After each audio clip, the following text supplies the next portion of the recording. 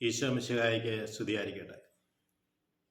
ഈശോ മിശിഹായിൽ സ്നേഹമുള്ള മാതാപിതാക്കളെ, സഹോദരങ്ങളെ, പരിശുദ്ധാത്മാവിനെ നമുക്ക് ലഭിക്കേണ്ടത് എങ്ങനെയെന്ന് കഴിഞ്ഞ ക്ലാസ്സുകളിൽ നമ്മൾ ശ്രമിച്ചു.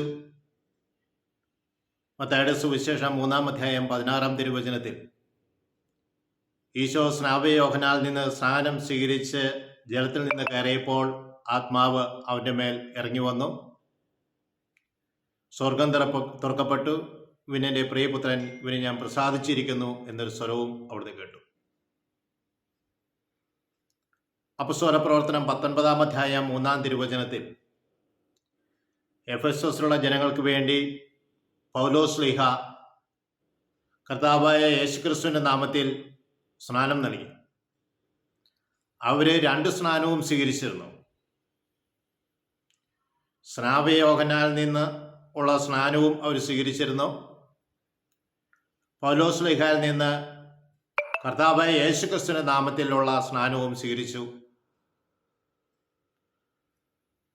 പൗലോസ് അവരുടെ മേൽ കൈകൾ വച്ചപ്പോൾ ആത്മാവ് അവരുടെ മേൽ വന്നു. പൗലോസ് അവരുടെ മേൽ കൈകൾ വച്ചപ്പോൾ ആത്മാവ് അവരുടെ മേൽ വന്നു. അവർ അന്യഭാഷകൾ സംസാരിക്കുവാൻ തുടങ്ങി. അവർ പ്രവചിക്കുവാൻ തുടങ്ങി.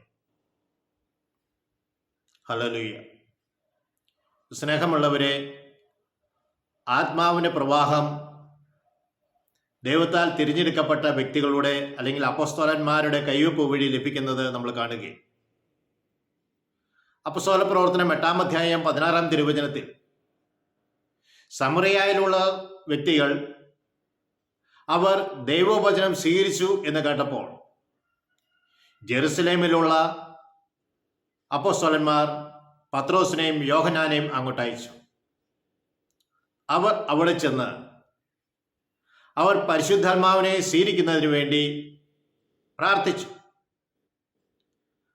അവർ വചനം സ്വീകരിക്കുകയും കർത്താവായ യേശുക്രിസ്തുവിന്റെ നാമത്തിൽ സ്നാനം സ്വീകരിക്കുകയും ചെയ്തിരുന്നു. എന്നാൽ പത്രോസും യോഹന്നാനും അവരുടെ മേൽ കൈകൾ വെച്ച് പ്രാർത്ഥിച്ചപ്പോൾ, അല്ലെങ്കിൽ അവർക്ക് വേണ്ടി പ്രാർത്ഥിച്ചപ്പോൾ, ആത്മാവ് അവരുടെ മേൽ ഇറങ്ങി വന്നു. ഹല്ലേലൂയ.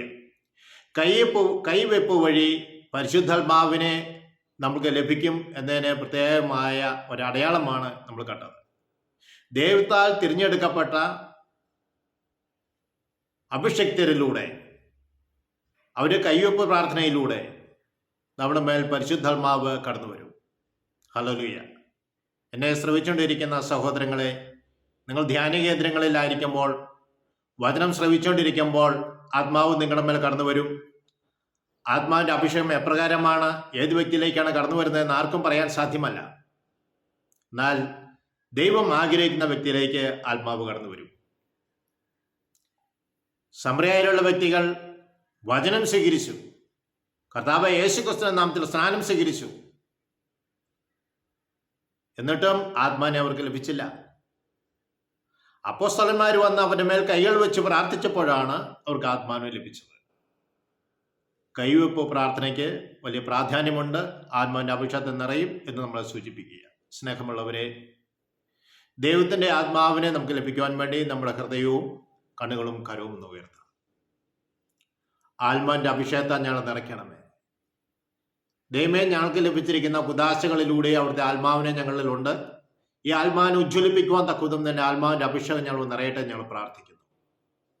ഇന്നേ ദിവസം രോഗികളായിരിക്കുന്ന അനേകർക്കും വേണ്ടി ഞങ്ങൾ പ്രാർത്ഥിക്കുന്നു. പ്രത്യേകിച്ച് ഡയബറ്റിക് രോഗികൾക്ക് വേണ്ടിയിട്ട്. കാല് മുറിച്ച ഞങ്ങളുടെ ഒരു സഹോദരനുണ്ട് കർത്താവേ. അതുപോലെ തന്നെ വിവിധ അവയവങ്ങളാൽ മുറിക്കപ്പെട്ട വ്യക്തികളുണ്ട്. ഹാർട്ട് രോഗത്താൽ ഡയബറ്റിക് വന്നിട്ട് ഹാർട്ട് രോഗം വന്ന് വേദനിക്കുന്ന സഹോദരങ്ങളുണ്ട്. ഈശോയെ, ഡയബറ്റിക് രോഗത്തെ നീ ശാസിക്കണമേ.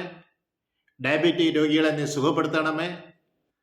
അവരുടെ നോർമൽ അവസ്ഥയിലേക്ക് കൊണ്ടുവരണമെന്ന് പ്രാർത്ഥിക്കുന്നു. എന്നെ ശ്രമിച്ചുകൊണ്ടിരിക്കുന്ന എല്ലാവരുടെ മേലും പരിശുദ്ധാത്മാവിന്റെ അഭിഷേകം ഉണ്ടാകട്ടെ.